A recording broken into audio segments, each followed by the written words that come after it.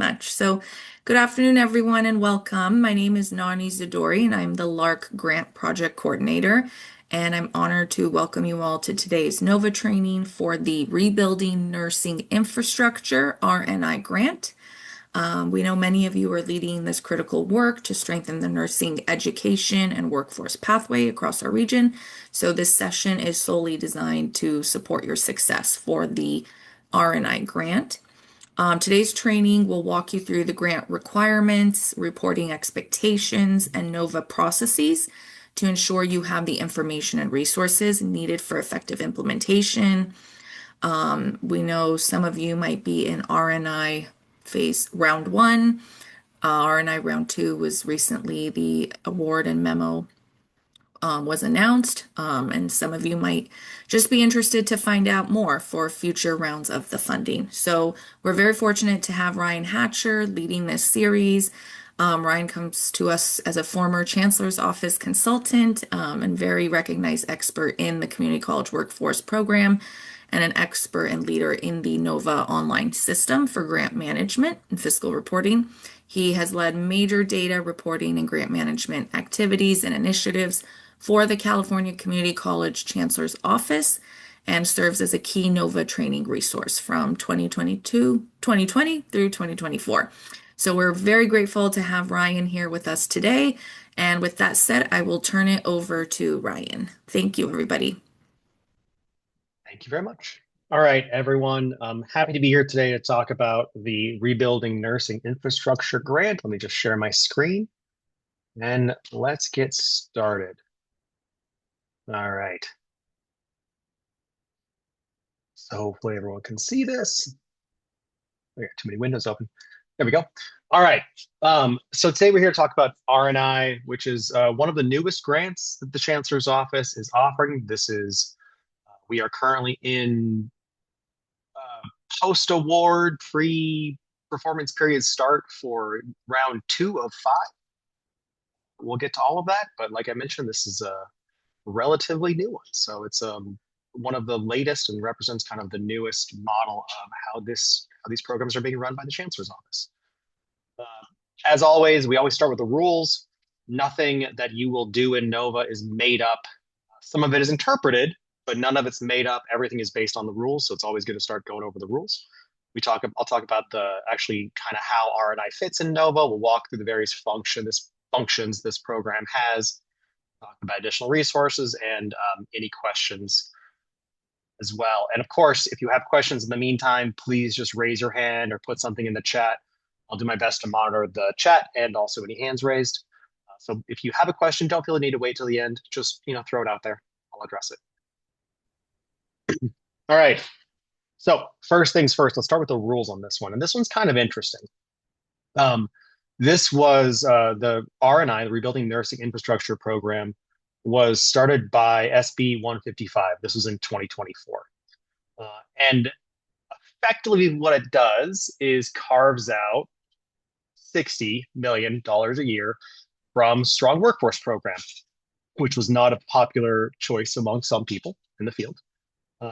There's a lot of politics involved in that one. If you remember at this time, SWP was under a lot of political pressure for spending all of its money. So that was possibly a reason why they decided to divert some of the SWP dollars into this program. But you cannot argue with the need for additional nurses and support for our programs, which is what this bill seeks to do. So the ed code for this, it's in the same exact ed code portion as both SWP and K-12 SWP. It's all kind of the same grouping of ed code, which also means a lot of the requirements for these funds mirror what's in SWP. We'll get to that in a bit. But the ed code lays out the purposes for the grant. There's 8 of them. You'll see these 8 purposes kind of repeated often during the application process. It spells out the application requirements. It spells out the $2 million limit on the awards, a 2-year grant, and it spells out the reporting requirements. All of this is in ed code. None of this is made up in NOVA, though we'll get to some points like the positive considerations for this one that are interpreted sometimes in a creative way. 8 purposes. Like I said, this is pretty basic. This is throughout the application. You're going to choose purposes multiple times, and you should be focusing your application on, or you should focus your application on at least one of these. One thing that I always point out, and this was a big discussion when actually, let me back up. I should point out that I was at the chancellor's office when they were developing the RFA for this, and I was pretty involved with the RFA and the initial draft in Nova, so I can kind of speak to their mindset when they're putting it together. And one of the big considerations was that the old nursing grant, if you're familiar with that, the kind of the legacy nursing, the $13 million a year nursing program that had been running since I think 20 late 20 teens, um, had a similar setup with a number of purposes. And that one wasn't competitive. And people just said, okay, I'm going to try to accomplish everything, right? I'm going to plan for every purpose of this grant. That is not the way this one is meant to be. These are 8 purposes that are optional. You should absolutely be targeting, at least one of these, but there is no benefit to targeting all of them. You do not need to boil the ocean. It is much better, and this is a theme for this program. It's much better to focus on a couple of these. They overlap, obviously. There's a lot of overlap between them, but focusing these and really focused on the specific outcomes that your school will accomplish with these dollars is a much better strategy for getting the most points as opposed to saying we're going to do all of these things and here's how. So we'll get to that. But these are the 8 purposes for these dollars spelled out in legislation. Similarly, here's the priority considerations in legislation. There is 3 of them. You'll see that when it comes to the priority considerations in the actual application part, there's a lot more than 3. So the chancellor's office is expanding on these a little bit and interpreting them in a way, and being a little bit creative about how they're doing these. And that has changed between rounds 1 and 2. So that might change again in the future as well. So this is a little bit of a interpretation on their part. They are using these, but you will notice that this is a specific one that's affecting round 2, is that an applicant receiving a grant in one application round is not prohibited from applying, blah, blah, blah. However, the chancellor may prioritize awarding grants to applicants that have not received a grant. So you'll notice that this year, because it's year 2, the priority considerations in the application award extra points if you haven't been funded in year 1. So just as an example of how this connects to the application, that's a new feature, not a feature, that's a new question factor in the second year round or the second round applications. So here's the actual details from round 2, which is where we're at right now. The intent to award has gone out. It went out last month, the month before, something like that. And yeah, so the RFA was due in January. Yep, January 16th. The application was due January 16th. So y'all have done this already. The intent to awards have already been out. One thing I was going to really point out here is that they funded everyone this year. There were 48 applications and 48 were funded. However, there were $66 million requested out of what the 57 million available up here. So what they did was if you were over 80 points, like a really high scoring application, you got the amount you asked for. If you were under 80 points, they distributed the dollars based on the requests, but everyone got a reduced amount if you were under 80 points. So you still got funded. I think there were some applications that got in the 60s and were still funded, which is actually kind of abnormal for the chancellor's office. Normally there's a 70-point cutoff, but they funded everyone. And there was a sum, and that's how they like to do it if they can. It's less controversial. But I was going to also point out that versus round 1, only 48 applications went in. There were 76 in round 1. So, make sure you apply is really the bottom line here. Because not only was everyone funded, but there was a lot less applications in round 2. It's not like the money's going down, and this is going for another 3 years. So make sure you're applying for this. Also, as always, we do send out this PowerPoint after the training. All of these links do work. And this is kind of this year's whole suite that they do every year, the RFA, the FAQ that's updated annually, the webinar, and the PowerPoint all of these are useful links, especially if we're thinking about either how to service the round two or go after round three. This was scoring. Just to point out, this did shift a little bit between rounds one and two, and the scoring is entirely the chancellor's office's purview. The application or the legislation doesn't score or doesn't spell out scoring. It just spells out what has to be in the application. So this might shift more, but as you can tell, the work plan is half of your score, right? So that's a big part of it. Always important to point that out. But then you'll see the rest of these show up. And then you can also see there's 1, 2, 3, 4, 5 priority considerations that do align um, mostly with the 3 bullets from the legislation or ed code.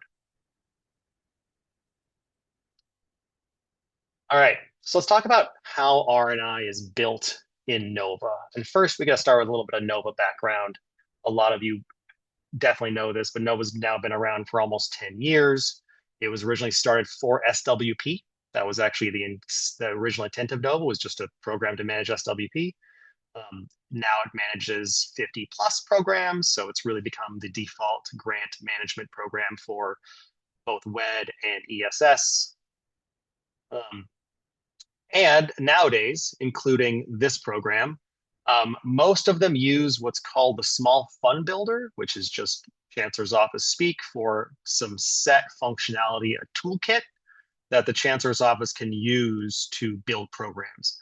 And effectively, what that means is that this program is going to look a lot like other programs in Nova, with the exceptions of the older legacy programs like SWP, Adult Ed, Perkins, K-12, which are all kind of their own unique animals. If you're familiar with any of the grants, whether it's the High Road Construction Careers or Cal Law, which I think is over now, or any of the other kind of little grants they put up, they all use the same functionality, same as this. So you'll see very similar application processes, planning cycles, fiscal reporting, kind of the how everything's structured, because they all use the same toolkit. So this one uses the same standard toolkit as everything else. So this is essentially basic Nova functionality enabling this. And then, of course, I always like to point out that Nova is not a reporting tool. We get our data out of Looker, not out of Nova. So Nova connects to Looker, which is what all reporting is pulled out of. So actually doing research in Nova is slow, because you have to look into things individually.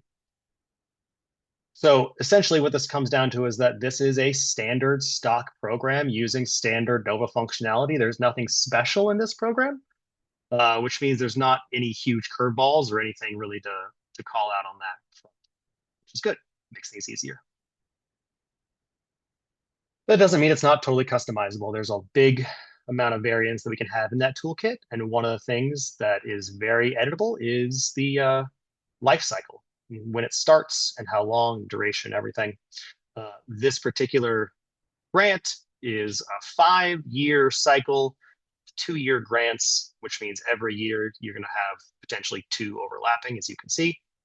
If you were funded in round 1 and round 2, you have a year where you're going to be doing, activities and reporting on both. But effectively, this is a 5-year plan. It pulls $300 million out of SWP for a term of 5 years, so $60 million a year. 57 is what is given out, even though the total is 300, because that 5% is Chancellor's Office overhead, indirect, or there's another word they use for it, set aside. But it's the set aside indirect. That's the Chancellor's Office share of this to administer it. And then 57 million goes out to the field every year. Timeline is generally this, at least it has been for the first 2 years. I think this has actually ended up being April this year. But November, they released the RFA. In January, the application's due. In March, the intent to award. July 1st, the grant actually begins. It runs a fiscal year to fiscal year, 2 years. That's what this shows. And then we have biannual fiscal reporting. So you'll be doing your fiscal reporting in January and July of each subsequent year. And then the final report, there's a final report on this too, due in August. So there's your whole life cycle. It's a 2-year cycle. And it is designed so that it's unlikely that a single college is going to be funded for all 5 rounds, or sorry, a single CCD is going to be funded for all 5 rounds. You saw that that's a consideration, is that they do want different groups and different projects between rounds. So it is possible that someone's funded for all 5, but it's more likely that, your college or your CCD skips around at least once or twice through this process. Functions, like I mentioned, this is core standard Nova functionality that a lot of programs share. Uh, that being said, RNI does use more of them. It has the whole competitive process, including kind of offer, review, and acceptance. I didn't put review on here because you all don't have to worry about that. That's Chancellor's office only. They do all the review and awards, but the field needs to accept it. Then after your application is accepted, it becomes a plan. You manage that plan and fill out fiscal reports and manage those fiscal reports and then complete the final report. So this is essentially a standard NOVA life cycle for this type of a grant, and we'll walk through what that looks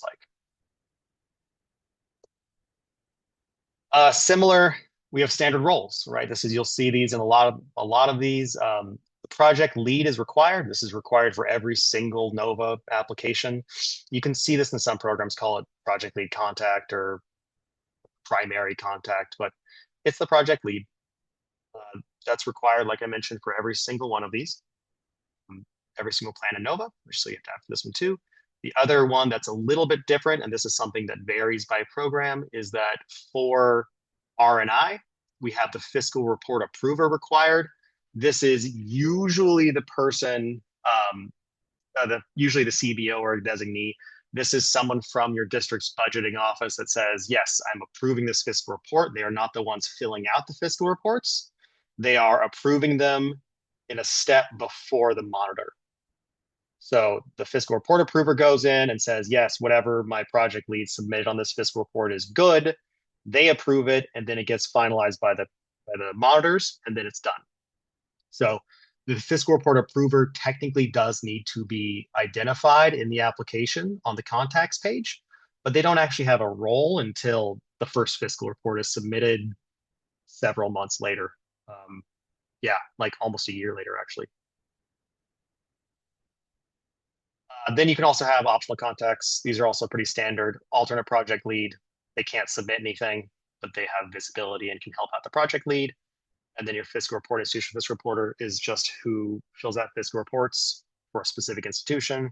And then you have your view only contact. So these are the roles. Like I mentioned, these are standard for NOVA. Should be no surprises here. Because also this is a competitive application, just to point out that whoever creates the application is automatically assigned project lead. So just make sure whoever creates it should be doing that. All right, let's walk through the actual functionality here. We talked about these a little bit already. So starting an application, like I mentioned, anyone can create an application. You don't have to have some sort of special role with your CCD, or you don't have to be the, LA CCD institution project manager or any sort of system roles. Anyone with a NOVA account can create an application. They create an application, then they choose the CCD they're representing. That doesn't mean that, it's going to be, yeah, make sure you have the right people doing it. Grantee type is CCDs. This is a district only. It's in the legislation. It has to be a district that's applying for these funds. One thing to always point out with our competitive applications in NOVA is that this is the one place where visibility is severely limited. Most of NOVA with an EDU account or with basic permissions, you can poke around and look at other people's plans and, look at SWP plans for the last 10 years if you want.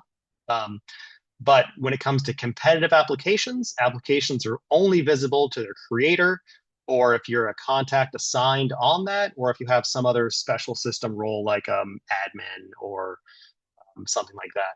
But otherwise, these are meant to be secret and locked down because it's competitive, right? We don't want people cheating on each other's homework.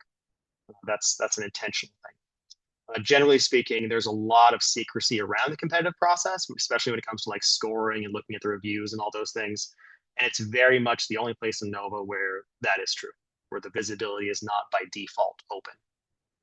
Um, Also, you can make as many applications as you want. If you just want to create one as a test and abandon it and create another one, go for it. Just don't submit it. So yeah, you hit that create application button. This pops up. You name your application. There's only going to be one option here because this is not a grant where we have multiple funds at a time. The fund and grant in Nova, I always point out, are the same thing effectively when it comes to the system. I know there's a legal definition, but the system creates funds and grants and uses those terms interchangeably. So this will be where you just choose like 25, 26 RNI. You choose your lead institution, has to be a CCD. This list will only populate CCDs, and you can choose any of them. It's not restricted by your username or role or anything. Once you do this, you hit this create application button. Here. Yeah, there we go. Laser pointer. You hit this create application button and you are good to go. That creates your application. So let's talk about what the application looks like. Like I mentioned, they updated this pretty substantially for year two. I actually had to redo my screenshots. Um, this is a new section here, application requirements. This used to be called statement of need. So that's kind of the biggest change, but we'll go through some more changes as we go. But before we dive into the application, I just want to point out a few major things to keep in mind about the interface. So number one is this is the workflow. I'll be referring to this a bunch. The workflow in the application are all the steps you need to do. You'll see they all say completed because that's just the example that I got here. But sections where they say incomplete are things you still need to do. Once everything is completed, you're good and can submit. So just look over here. It's a nice cheat sheet to see what you have left to do. This up here, the top of every page is called guidance text. Read it. They've got a lot of useful information here, pretty much on every one of these steps. A lot of it is just, link to the RFA and EdCode, or it's how to fill out this section. Similarly, helper text is the gray text underneath the question between the actual answer, between the kind of the question and the answer. That also has a bunch of useful information. You'll hear me reference helper text as well. That's just it's a nuanced thing, but this guidance text is up here. Helper text is associated with each question. And then this is the error stepper, another useful tool. Error stepper is on the top right-hand corner. And for some of these longer steps, like this application requirements is a long step. There's a lot of questions in there. If you miss something and you're like, oh, this says incomplete and I can't figure out what I missed, the error stepper will take you directly to it. You hit that, you would just click the show and it highlights and drops you down to whatever you're missing. So on this one, there's one error because the plan title is required. If I click that show button, it'll just kind of scroll down a little bit and put a red box around this one and tell me you have to do this. So error stepper is super useful, especially in long applications like this one. All right, the first step of the application workflow here is details. There's very little to do in details. You literally just, if you need to change your title, you can. You would have created this title when you made the application, so it should be already filled in. But if you scroll down, there's some assurances. This is pretty standard with a lot of Nova applications or plans. Scroll down, click the assurances. There's an optional description column or description box you can fill in if you want. But as long as the plan has a title and you've clicked all the assurances, you can move on. I talked a little about contacts before, but here's what the contacts page looks like. You are required to have a project lead contact and you are required to have a fiscal report approver. Once you have both of those, you can move on, or you can add more people if you want more people to be involved or have visibility into this. But like I mentioned, the project lead is the person responsible for doing this whole application. They're going to be the ones doing most of the work in Nova. The fiscal report approver has a very specific role. They just approve fiscal reports, like the name implies. They don't fill them out. They don't do anything. They just approve them once they've been submitted before the regional monitor does. To add new contacts, you just click this Add Contacts button. It pops up this screen. You choose whatever responsibility. This is the role. Responsibility equals role. And then you choose your user. If there is an institution aspect of the role, like, for example, institution project fiscal reporter, then you choose the institution. But like project lead is not institution specific, neither is fiscal report approver. So in both those cases, this box would not exist. You just choose the user, hit add role, and move on with your life. One thing I always like to point out is that you can't actually delete a project lead without replacing them. So you'll notice I have two project leads listed on this contacts page, which is why it gives me the option to delete them. If I delete one of them, this X will go away for the other one because it won't let me delete both project leads because effectively the system doesn't want me to get into a place where no one can edit this. And then granted, an admin still can, but you could potentially lock yourself out of your own application if you remove all the project lead contacts, which don't do that. All right. This is the new section, like I mentioned, application requirements. It used to be statement of need. It has a lot of sections, right? It has a section where you confirm eligibility, which is this first section, right? Does the college have an ADN program? Who is the college that's being targeted? Like I mentioned, this is a CCD only application. So CCDs are required to apply for this, but they always apply on behalf of the college.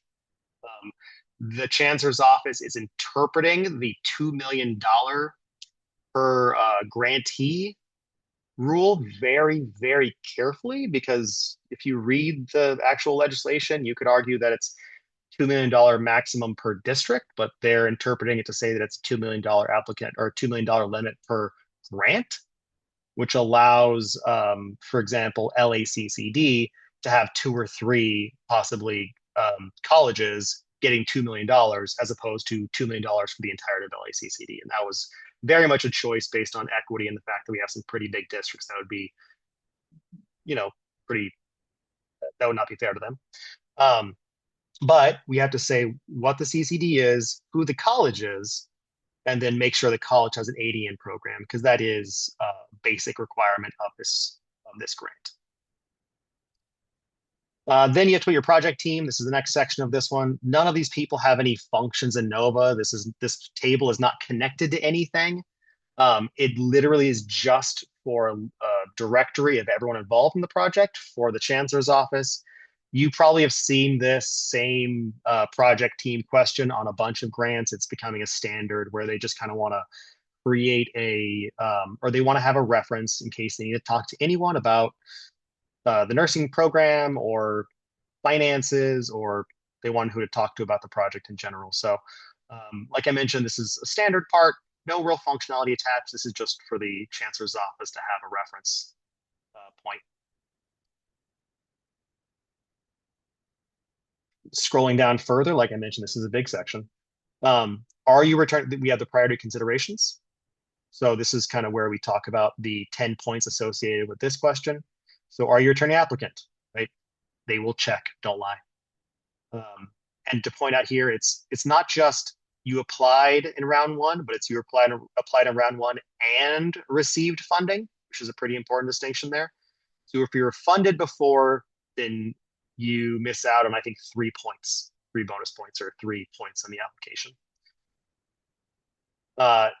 Of course, other considerations here, just yes or no questions. Then we have these two questions that are the 4 and 5 of that group, where if you say yes to either of these, it's going to ask you to explain how. So does it include innovative strategies for recruiting and retaining faculty? If yes, tell us about it. Does it expand bachelor's or BSN with a CSU? If yes, it tells you I got cut off my screenshot here, but similar, like tell us about it and name the program. So both of these do require, these are simple yes, no. These are going to require you to explain your answer and prove it. Scrolling down further, we actually get to the statement of need portion. This is still on that application requirement page. Like I mentioned, it's a long one, which is, so just keep in mind. Statement of need portion has 4 parts to it. Each one of these questions is 2,500 characters. I just grabbed the questions themselves as opposed to getting the whole page because it's pretty lengthy. But this didn't change from last year, from the first year. Pretty standard statement of need questions if you're familiar with a lot of other applications. Scrolling down further, we have proposed use of funds. So one of the things to keep in mind is, like I mentioned, this is kind of an SWP associated program. So that same kind of supplement versus supplant is a theme that you'll see in this one. This is not meant to be supplemental, um, or sorry, this is not meant to be supplanting funding. It is meant to be supplementing. So everything you're doing should be spent in concert with things you're already doing, right? If if you are, and we'll get to why in a second, but this should be building on what your college is already doing with other funding sources. That's one of the things that you'll see other questions related to. So this is essentially saying, what are your priorities? And again, you'll notice these are the eight purposes. Each one of these, if you click it, will pop up questions down here. It's a follow-up question. If you click these boxes, you have to describe how your proposal addresses that priority. So for each one you click, you have to describe why. And like I mentioned at the beginning of this, don't feel the need to click all of them. It waters down your message and makes your impacts less focused. So it's not, I mean, do as many as are applicable, but don't feel the need to click them all. This is where we get into more details on cost. You'll see that they really care about how how these dollars are being spent, right? So it's about the results. Describe how your proposal will address nursing shortages. Absolutely, it's about the results. But then provide a cost breakdown. What is the college's plan for sustaining the work beyond the grant period, right? And this goes back to that supplement versus supplant question. This is not meant to be a one-time infusion of cash, or sorry, this is meant to be a one-time infusion of cash, but it's meant to have a long-term impact. If you are able to add another cohort using these dollars, that cohort should not go away when the grant funding does. This is meant to build capacity, not or build long-term capacity, not temporary capacity. Sustainable long-term growth is the point of this one. So make sure you're factoring that in when you're kind of doing your plans for this grant. Um, yeah, you'll see again, this is another follow-up question. If you have subcontractors or external partners, can you say yes? It tells you to please explain that and make sure that's included in the cost breakdown here, question 4.4. All right, so that's the application requirements. Like I mentioned, that's a pretty new and large step.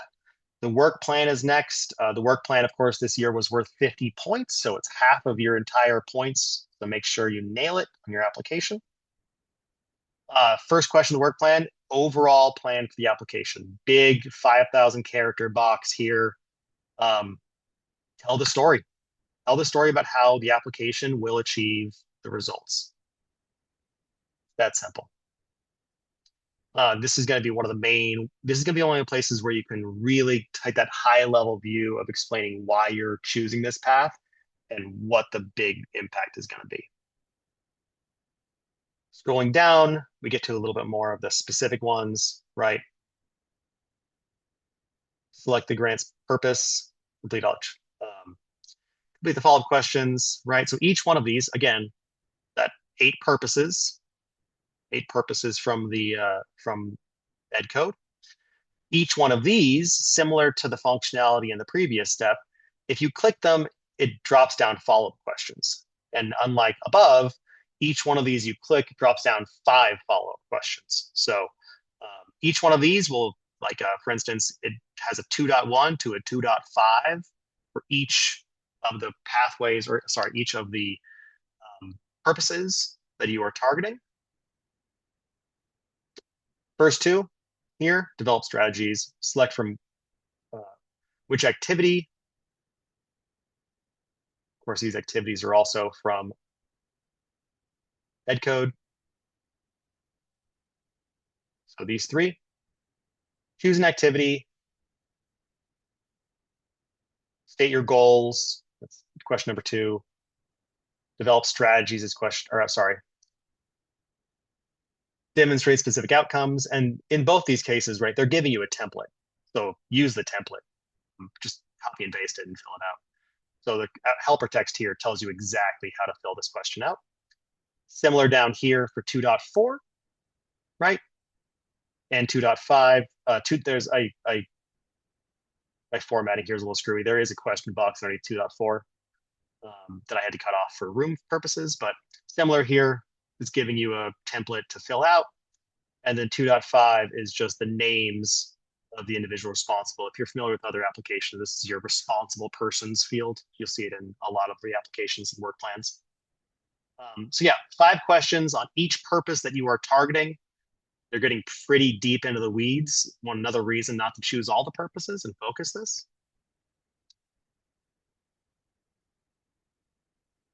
And then once we finish up those, it's what data, some overall questions that aren't part of this whole drop down.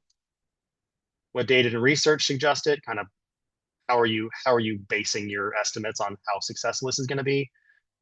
Again, this is the second question about sustaining the work. Oh, actually, oh, I take it back. I apologize. This is a slide I should have removed. This is from the 24-25 roll. We already covered these questions in the previous one. Like I mentioned, there was a lot of change and I had to redo my screenshots. I should have deleted this page. Forget this one. This is the last part of the work plan. You finish these questions and you're done. Then we go to the budget page.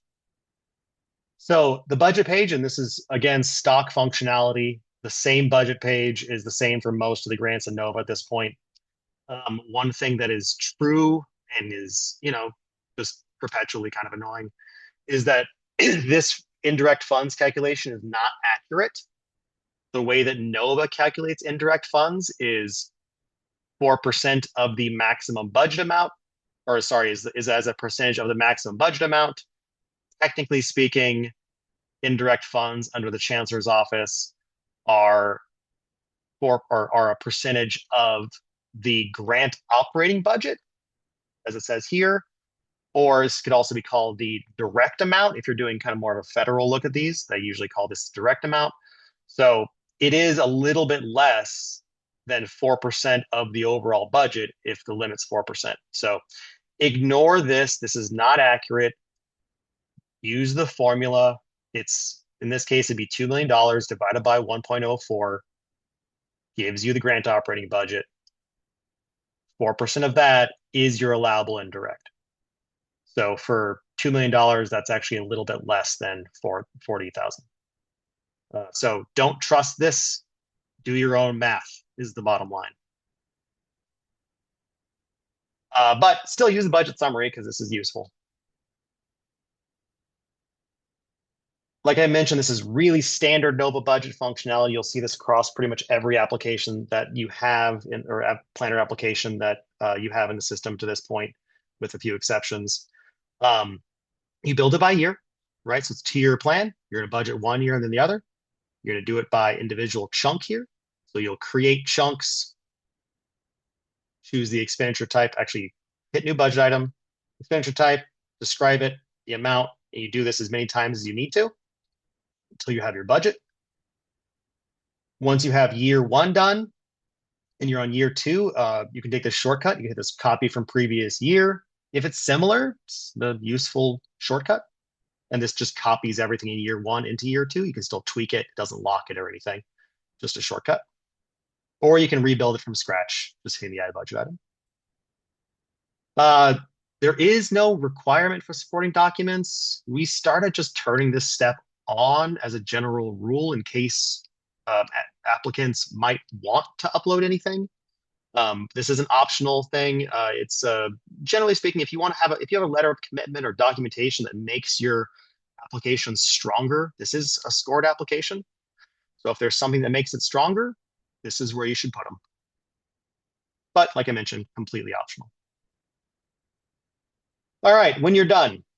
So at this point, all of the workflow should say completed on the left-hand side, which will enable you to submit. If you go down to preview and submit, which is all the way at the bottom of this workflow tab, it'll take you to this page and you can hit the submit button.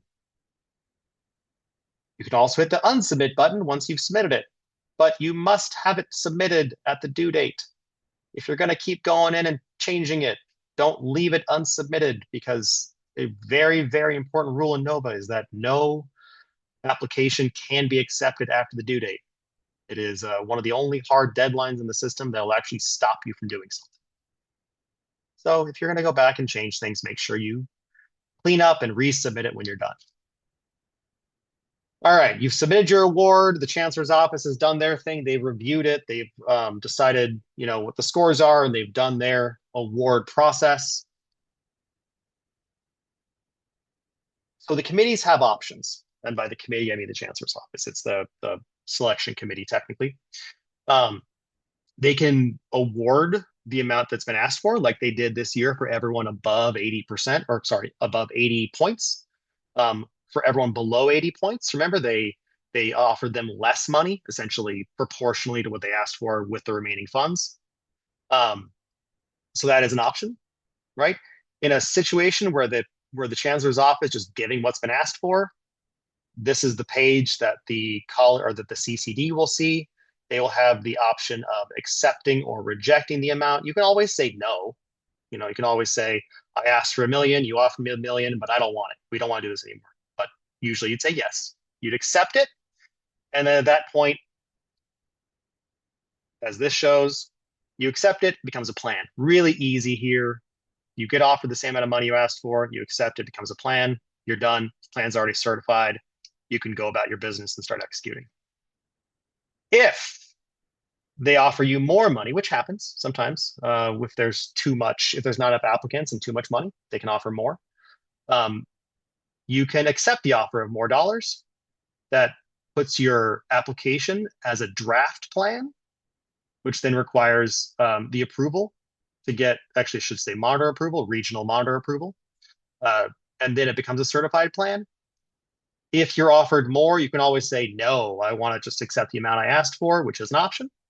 And that, again, automatically becomes a certified plan because you don't need to change your budget to accept an additional offer to deal with the additional dollars.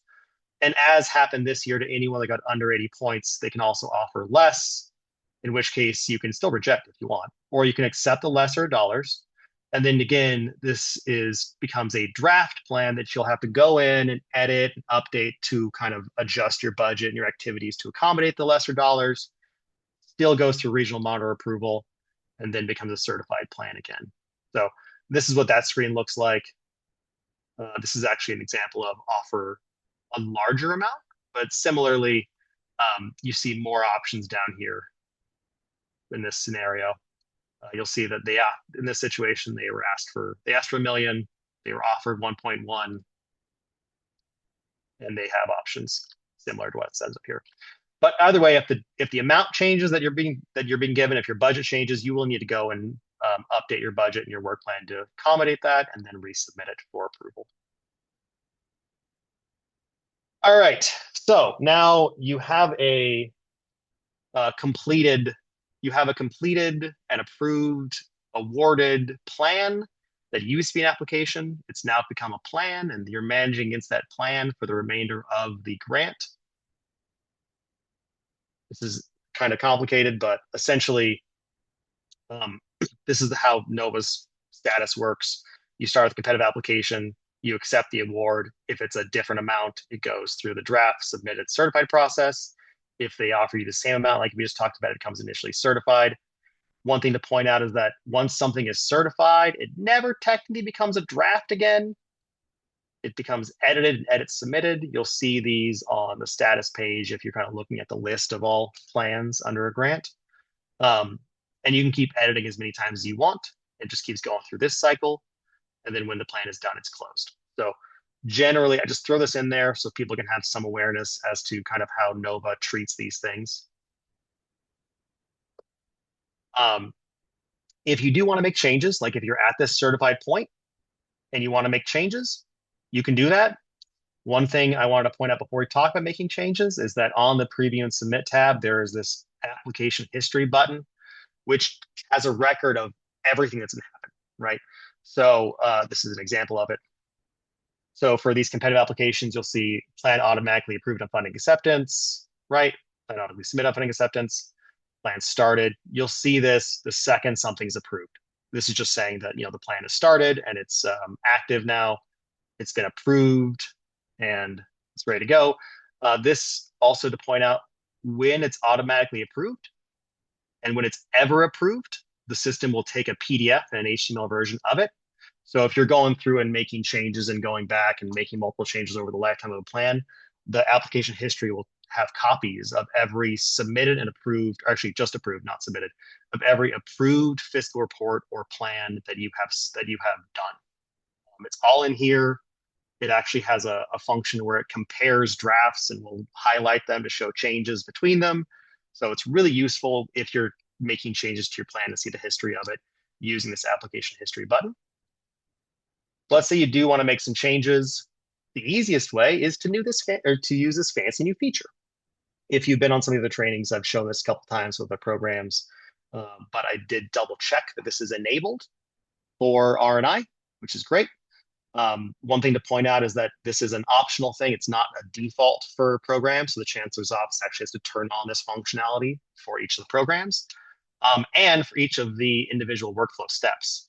For example, most of the steps you can edit using this.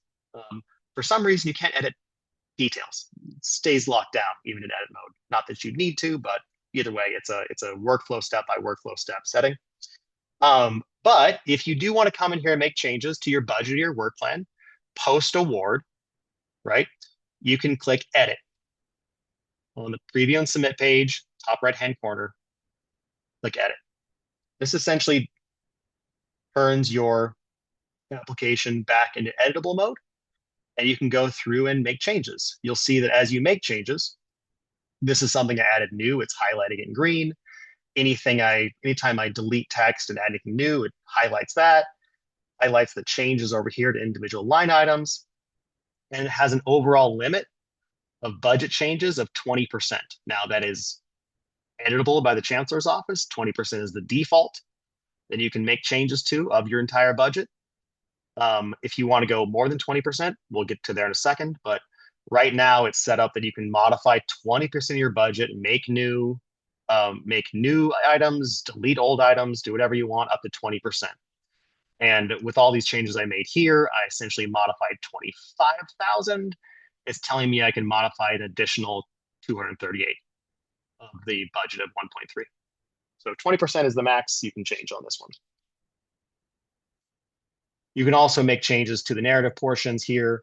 You'll see that as you make those changes, it gives you this little button right here.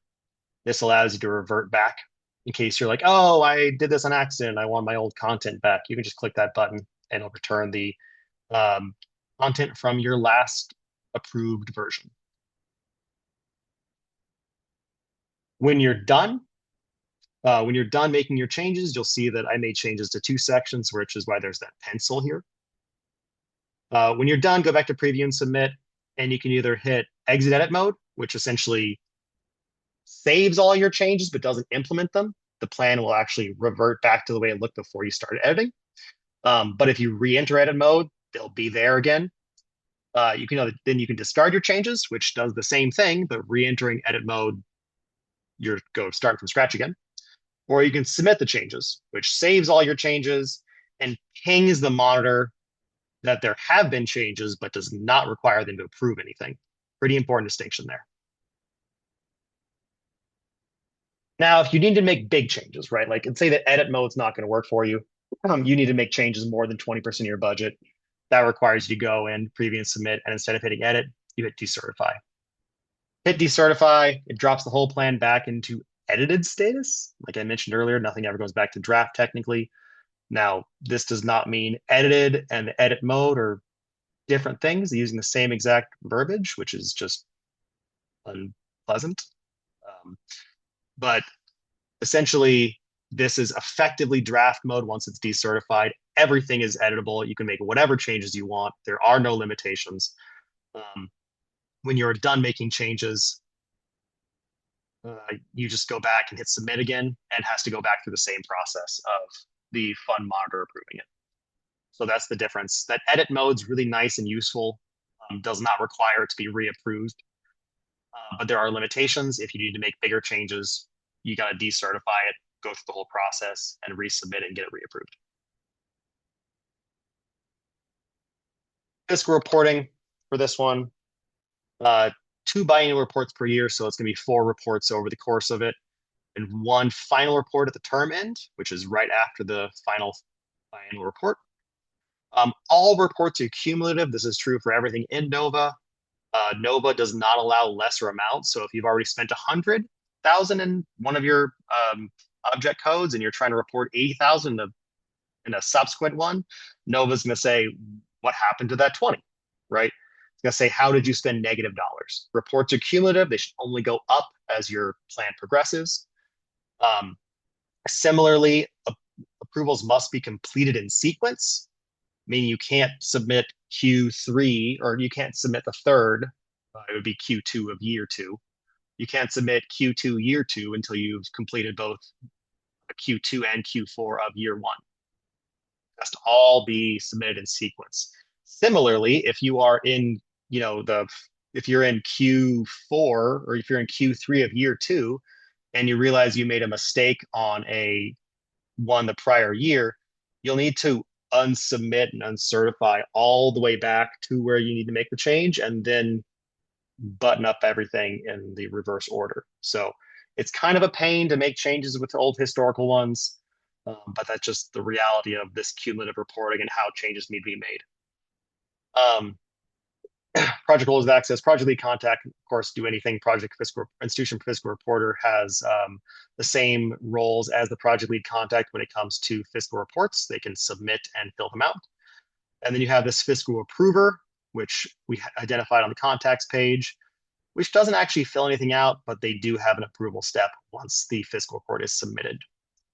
Approvals, like I mentioned, does require the fiscal approver to approve it in addition to the fund monitor. So it's a two-step approval process, starting actually the fiscal report approver first and then the fund monitor second. Also, at this time, there are no outcome surveys. And if you're familiar with fiscal reporting and how it generally works, we just go through. You can sometimes have a survey question underneath between kind of your financial portion and the additional comments field here. That's not currently turned on for RNI. They might decide they want to collect questions later, though. So that might change. But there's no current surveys on these reports. To get to fiscal reporting, my favorite way is on the Preview and Submit tab for an individual plan. There's a fiscal reporting button. So quick shortcut takes you right to the fiscal reporting for this plan. You can also do it the hard way and click on fiscal reporting underneath RNI in the menu. And then use the filters on that page to choose kind of the funding year or the fund. You can use one of these, not both. They're effectively the same thing because there's one fund a year. And choose your institution. And then you can find your plan that way or find your fiscal report that way. In the fiscal reports, you can choose your period either through either one of these. It's the same interface. Make sure that you are choosing the right reporting year. It's a 2-year. These are 2-year grants. So there's going to be 2 options here. The second year is going to have the final report in addition here, in addition to the Q2 and Q4. Fiscal reporting is pretty basic. How much did you spend against your budget for each of these object codes? That's all. When you're done with that, add additional comments if you want to, if you need to, and then hit submit. There's nothing restricting you from adding things and submitting this fiscal report with a wildly different budget than you have in the plan, but don't do it because it probably will get rejected. The system won't stop you. As you can see, I kind of just tested it and added things here and the system didn't stop me, but if the monitor sees that, they will have a lot of questions. And like I mentioned, this is a 2-step approval process with the fund monitor and fiscal report approver, both needing to approve it. Final report, this is kind of what the Q2 I mentioned. Year 2 is going to have 3 reports, including the final report. You can submit your final report with less than 100% expenditure if you didn't spend all the money. Just do that. If you didn't spend it all, that's totally fine. You're not required to spend all the money. Additionally, you can fill out, like I mentioned before, you can add additional stuff here. The system will let you do that, but don't because it's against the rules as far as the chancellor's office goes. But yeah, final report's pretty simple. You're just putting the final report, final expenditure dollars in here. if these vary, if there's a discrepancy between Q4 and the final wins. So the final is the official of the record report at the end. Same exact process for approving final reports, right? Two-step on monitor, disk report approver. Last thing I was going to cover here is that I mentioned this before, but if you do need to make changes to prior reports, you will need to peel back all of the reports submitted before or after that point.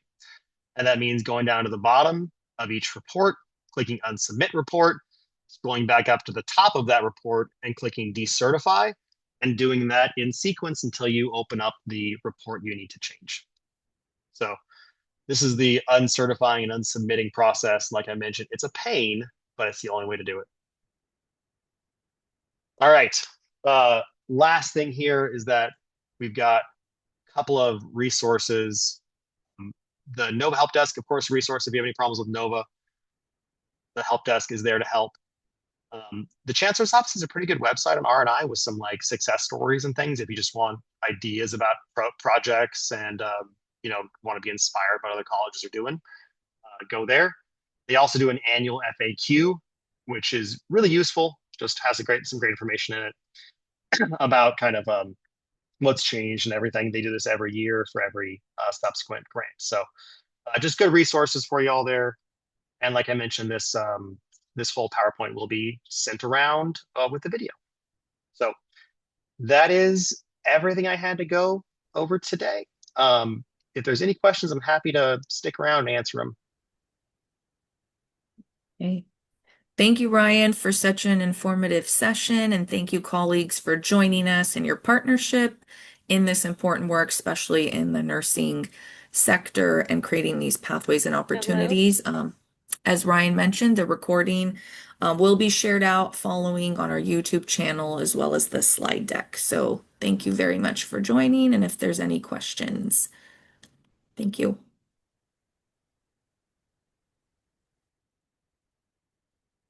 Right.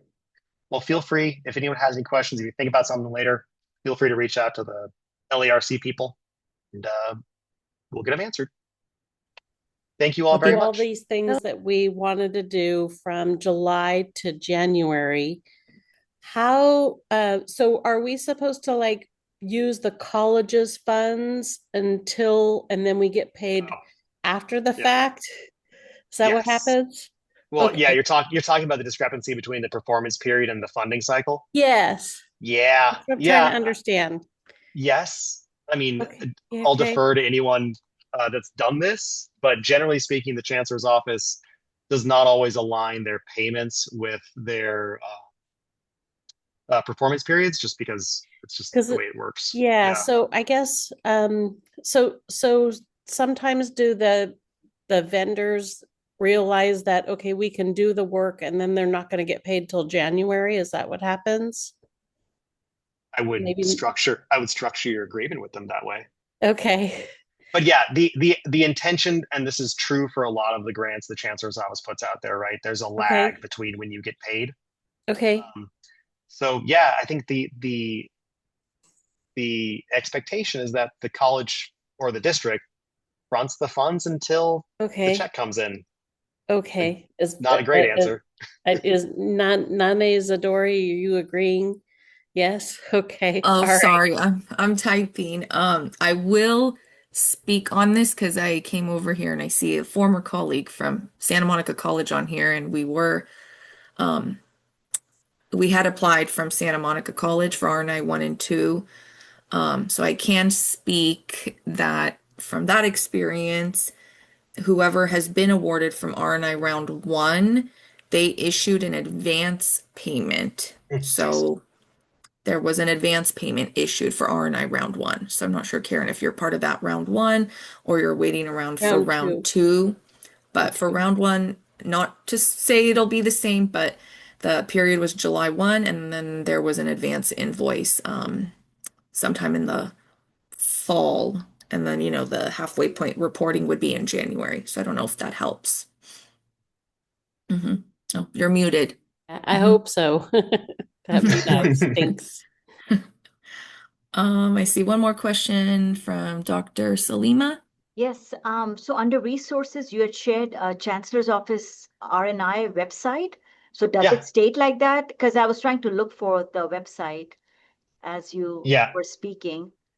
yeah. It's here. Let me just. This is and like I mean, it's not. I'm not gonna say it's tailored toward y'all necessarily. Let me just share this. It's this, right? Like I thought this was a nice. Come on, here. I just thought this was a nice thing. I Okay. found this. This is right. Like I mentioned, it's a great way to see, what some other colleges are doing. They've got some kind Right. of, promising practices, I'd call these Mm, on here, right? Just to see some ideas of what is being done across the system. Um, okay. Perfect. they have the other, the more useful one for y'all is probably the actual RFA website, which is the other link I had there. Um, right. This is oh yeah, it's the links I have up here on this one, right? Where it's like the actual the webinar, the FAQ, and those types of things. But I liked that the RNI website, it's more public facing, but it's got, it's good that they're highlighting success of these programs. It's useful in the long run. Thank you. So I like to include that and bring some traffic to it if I can. Okay, I don't see any more hands up, and I know in the chat, Lindsay Kerr had asked if the face sheets have been sent out for this round. So other than that intent to award Ryan, there are no face sheets yet. No, I doubt it. They're always slow by getting the face sheets Mhm. out. Does anyone know when they got them out for round one? No? Go ahead, Karen. I don't even know what a face sheet is. This is the first time I've done this. What's a face sheet?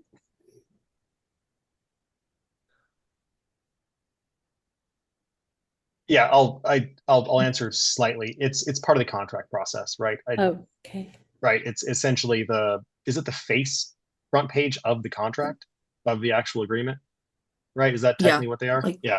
yeah, like a Um, face sheet again, grant award notice. It'd kind of be like that cover page of the full contract agreement.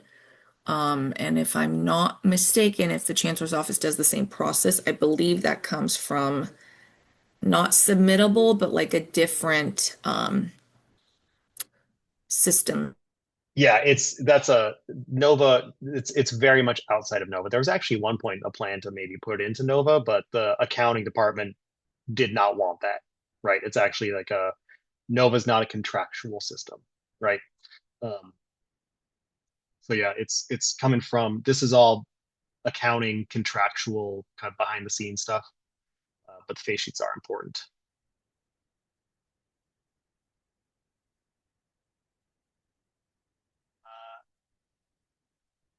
Yes. Oh, Karen, you also, yes, the slides will be emailed. I don't know if they'll be emailed, but I know they post them with the videos. So y'all have access to them for sure.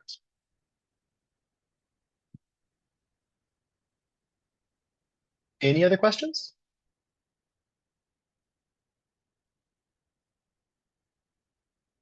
All right. Well, then, thank you, everyone. Appreciate the feedback and the questions. This was Thank fun. you. Thank you very much.